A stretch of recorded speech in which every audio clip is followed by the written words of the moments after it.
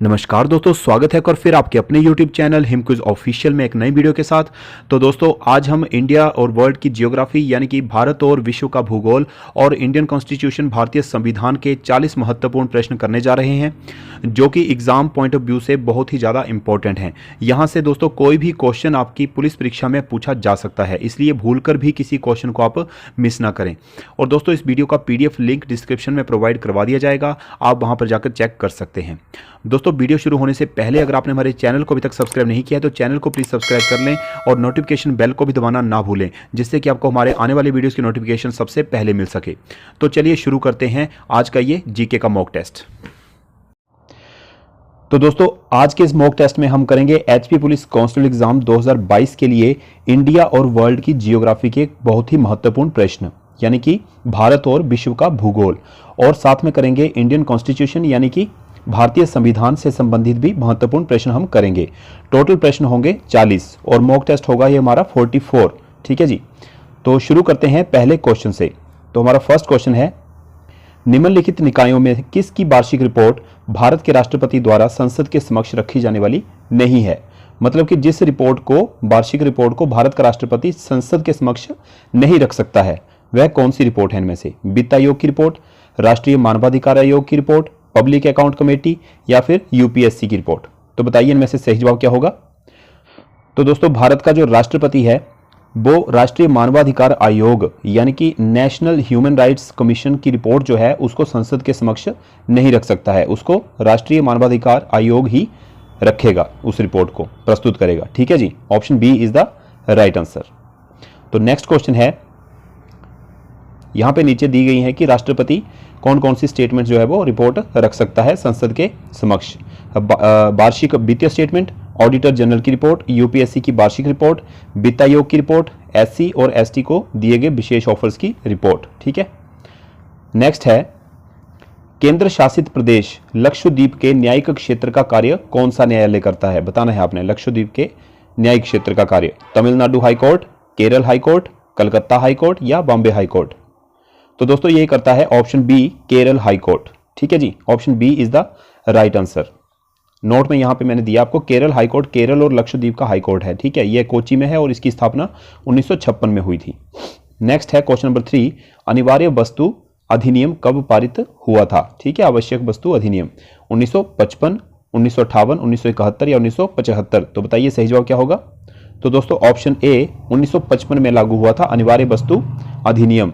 इस अधिनियम के तहत जो है वो खाद्य सामग्री से जुड़ी हुई चीजें लोगों को प्रोवाइड कराने के लिए वो चीजें इस अधिनियम में शामिल की गई थी। ठीक है जी, नीचे आपको नोट में दिया भी गया है। तो नेक्स्ट क्वेश्चन है हमारा, कार्यालय से त्यागपत्र देने वाले भारत के पहले प्रधानमंत्री कौन थे जिन्होंने कार्यालय से ही त्यागपत्र दे दिया था? अटल बिहारी वाजपेयी, मोरारजी देसाई, राजीव गांधी या फिर विश्वनाथ प्रताप सिंह? तो बताइए सही जवाब। तो दोस्तों ऑप्शन बी, मोरारजी देसाई। ठीक है, नेक्स्ट है, भारत में हिंदी की सही स्थिति क्या है? बताना है आपने। भारत की राष्ट्रीय भाषा है, राज्य और केंद्र के बीच संचार की भाषा है, भारत संघ की आधिकारिक भाषा है, भारत की राष्ट्रीय और आधिकारिक भाषा है? तो बताइए इसका सही जवाब क्या होगा। तो इस सवाल का सही जवाब होगा ऑप्शन सी, भारत की संघ की आधिकारिक भाषा है। Option C is the right answer. Next है क्वेश्चन नंबर 6, परिसीमन आयोग की स्थापना कब हुई थी? ठीक है, परिसीमन आयोग 2000 में, 2002 में, 2004 में या 2005 में? तो बताइए सही जवाब क्या होगा। तो इसका सही जवाब होगा ऑप्शन बी, 2002 में। दोस्तों परिसीमन आयोग की जो स्थापना हुई थी वो 12 जुलाई 2002 को हुई थी। ठीक है, नीचे नोट्स में आपको दिया गया है यहाँ पे, परिसीमन आयोग का गठन 12 जुलाई 2002 को सुप्रीम कोर्ट के पूर्व न्यायाधीश न्यायमूर्ति कुलदीप सिंह की अध्यक्षता में की गई थी। इसका कार्य हाल की जनगणना के आधार पर लोकसभा और विधानसभा की पुनः सीमाएं निर्धारण करना और सीमाएं पुनर्निर्धारण में राज्य के प्रतिनिधित्व को स्थिर रखना। ठीक है जी, नेक्स्ट है क्वेश्चन नंबर 7, पूर्ण राज्य बनने से पहले निम्नलिखित में से कौन सा केंद्र द्वारा शासित प्रदेश नहीं था? बताना है आपने। हिमाचल प्रदेश, मणिपुर, त्रिपुरा या सिक्किम? तो दोस्तों पूर्ण राज्य बनने से पहले सिक्किम जो था वो केंद्र द्वारा शासित प्रदेश नहीं था। ठीक है जी, option D is the right answer. Next है, संघ की राजभाषा हिंदी और लिपि देवनागरी होगी, अंग्रेजी का भी आधिकारिक कार्यों के लिए प्रयोग किया जाएगा, यह किस अनुच्छेद में है? बताना है आपने। ऑप्शंस हैं अनुच्छेद 120, अनुच्छेद 343(1), अनुच्छेद 343(2), अनुच्छेद 348। तो बताइए सही जवाब क्या होगा? तो इसका सही जवाब होगा ऑप्शन बी, अनुच्छेद 343(1). ठीक है जी। नेक्स्ट है निम्नलिखित में से कौन सा केंद्र सरकार के अधिकार में नहीं आता है? ठीक है, जो इनमें से केंद्र सरकार के अधिकार क्षेत्र में नहीं आता आपने बताना है। ऑप्शंस हैं भूमि राजस्व, व्यक्तिगत आयकर, निगम आयकर या कस्टम ड्यूटी। तो बताइए सही जवाब क्या होगा? तो दोस्तों भूमि राजस्व, option A is the right answer. ये केंद्र सरकार के अधिकार क्षेत्र में नहीं आता है। ठीक है जी।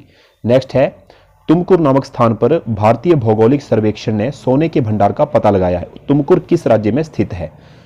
तो बताना है आपने ये जगह कहां पर है। तो आंध्र प्रदेश, कर्नाटक, तमिलनाडु, महाराष्ट्र। तो बताइए सही जवाब क्या होगा? तो दोस्तों तुमकुर जो है वो कर्नाटक का एक डिस्ट्रिक्ट है। ठीक है जी, तुमकुर कर्नाटक में स्थित है। Option B is the right answer. Next है क्षेत्रफल के हिसाब से भारत की सबसे बड़ी लोकसभा कौन सी है? ठीक है, क्षेत्रफल के हिसाब से, एरिया के हिसाब से बताना है आपने। अरुणाचल प्रदेश, लद्दाख, बाड़मेर या कच्छ। तो बताइए सही जवाब क्या होगा? तो इसका सही जवाब होगा ऑप्शन बी, लद्दाख। ठीक है, लद्दाख जो है वो क्षेत्रफल के हिसाब से भारत की सबसे बड़ी लोकसभा है। ठीक है जी।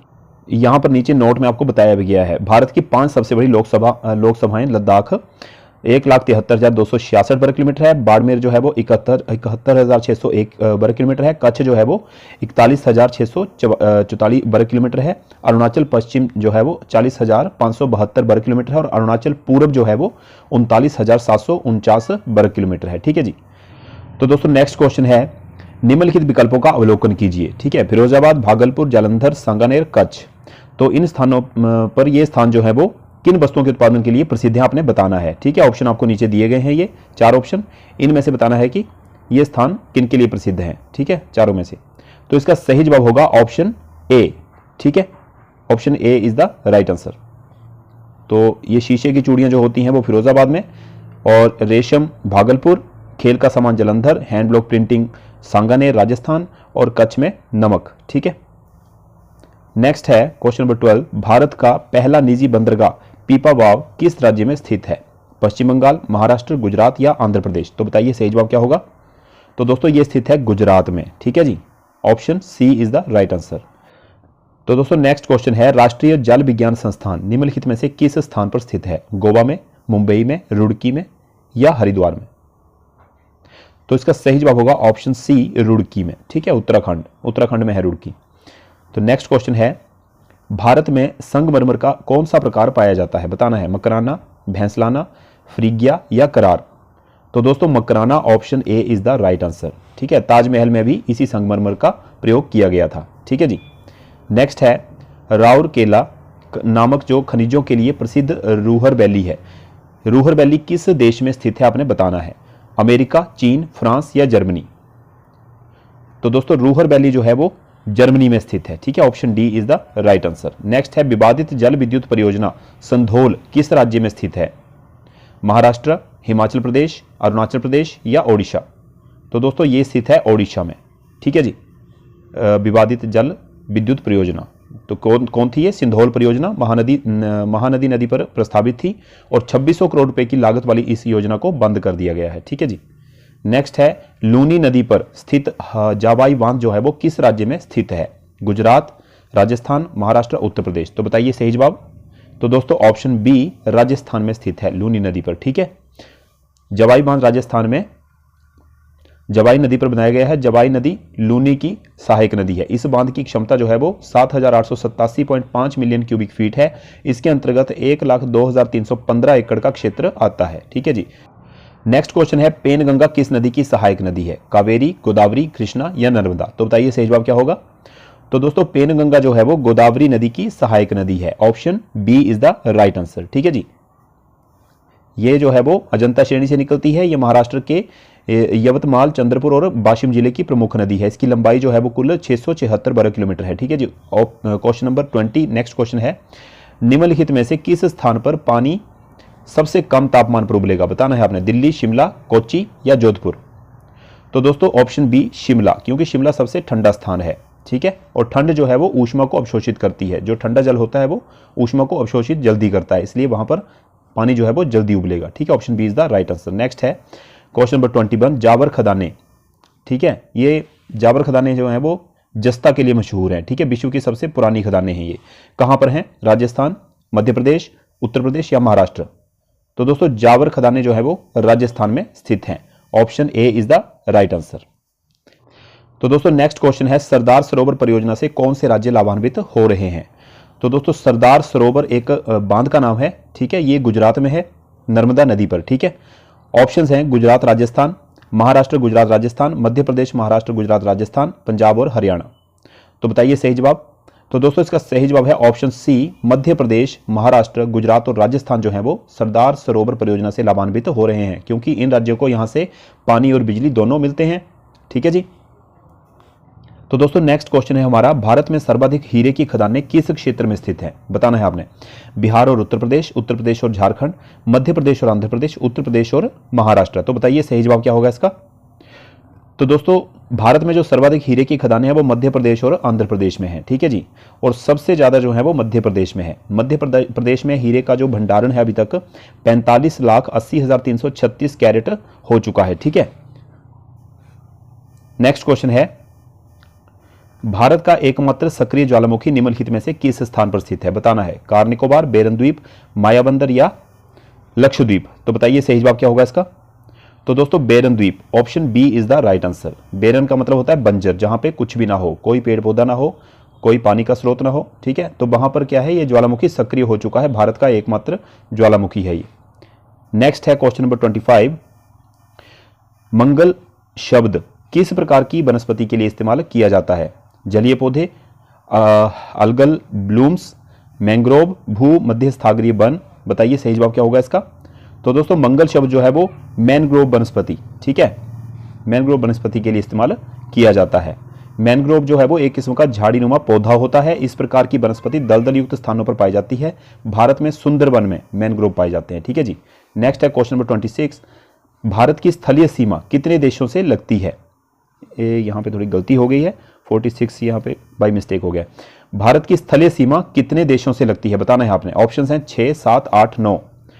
तो दोस्तों भारत की जो स्थलीय सीमा है वो है 15,106 किलोमीटर। ठीक है जी, और इसमें 92 डिस्ट्रिक्ट और 17 स्टेट आते हैं। ठीक है, तो 6, 7, 8, 9 इन ऑप्शंस में से 7 जो है वो सही जवाब होगा इसका। ऑप्शन बी 7 देशों के साथ कौन कौन से? पाकिस्तान, बांग्लादेश, नेपाल, चीन, म्यांमार, भूटान और अफगानिस्तान। ठीक है, इन 7 देशों से भारत की स्थलीय सीमा लगती है। Option B is the right answer. Next है क्वेश्चन नंबर 27, पेट्रोलॉजी में किसका अध्ययन किया जाता है? ठीक है, बताना है आपने। मिट्टी का, चट्टानों का, महासागरों का, पर्वतों का। बताइए सही जवाब क्या होगा। तो दोस्तों पेट्रोलॉजी में चट्टानों का अध्ययन किया जाता है। ठीक है, और मिट्टी का अध्ययन किया जाता है पेडोलॉजी में। ठीक है, और जो पर्वत होते हैं इनका अध्ययन किया जाता है ऑरेलॉजी में। ठीक है जी। नेक्स्ट है क्वेश्चन नंबर 28, पृथ्वी की त्रिज्या कितनी है? बताना है आपने। 5300 किलोमीटर, 6371, 10,000 या 8,330 किलोमीटर। बताना है सही जवाब क्या होगा। तो दोस्तों पृथ्वी की त्रिज्या जो है वो 6,371 किलोमीटर के लगभग है। ठीक है, पृथ्वी की त्रिज्या। तो जो पृथ्वी की त्रिज्या होती है वो पृथ्वी की सतह से केंद्र तक की दूरी होती है। ठीक है, पृथ्वी के केंद्र तक की दूरी, उसको त्रिज्या बोलते हैं। तो नेक्स्ट क्वेश्चन नंबर 29 है, ओसेतिया नामक विवादित क्षेत्र किन 2 देशों के बीच स्थित है? ठीक है, ओसेतिया, रूस और एस्टोनिया, रूस और यूक्रेन, रूस और जॉर्जिया, उपरोक्त में से कोई नहीं। तो बताइए इसका सही आंसर क्या होगा। तो दोस्तों रूस और जॉर्जिया। ठीक है, जो ओसेतिया है ये 1774 ईस्वी में रूस का जो है एक अधिकार क्षेत्र में आ गया था, रूस के अधिकार क्षेत्र में आ गया था ये।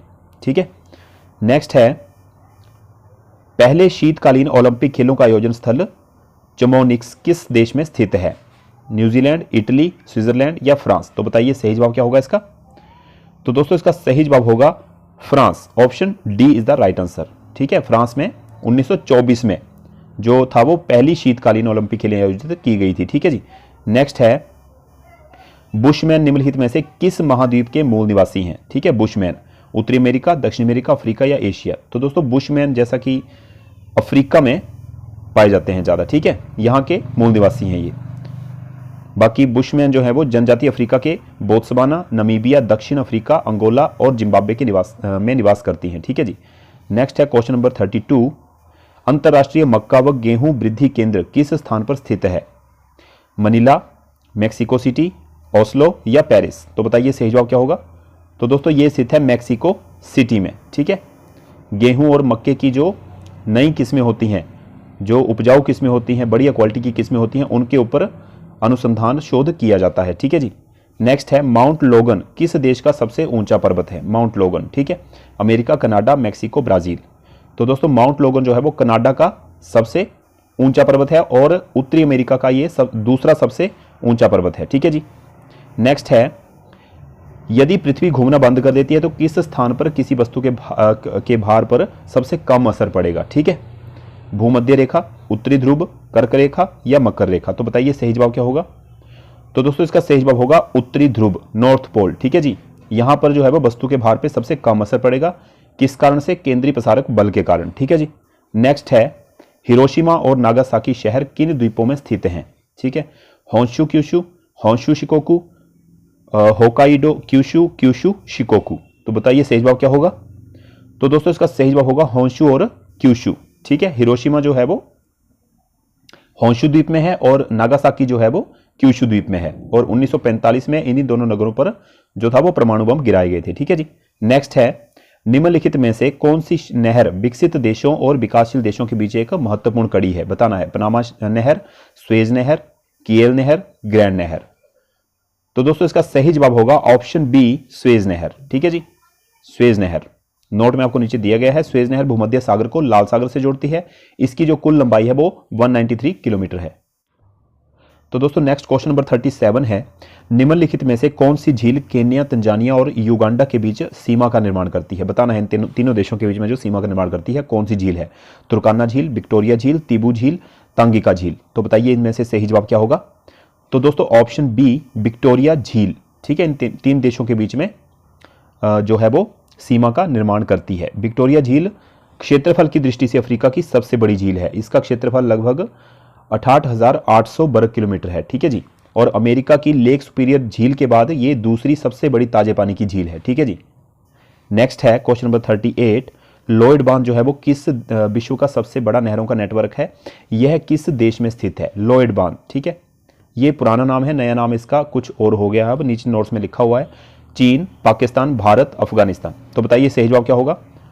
तो दोस्तों इसका सही जवाब होगा पाकिस्तान में। ठीक है जी। लॉयड बांध कहां पर है? पाकिस्तान में। नोट में लिखा है लॉयड बांध पाकिस्तान के सिंध प्रांत में स्थित है। ठीक है जी। इसका निर्माण ब्रिटिश राज में 1923 और 1932 के बीच में किया गया था।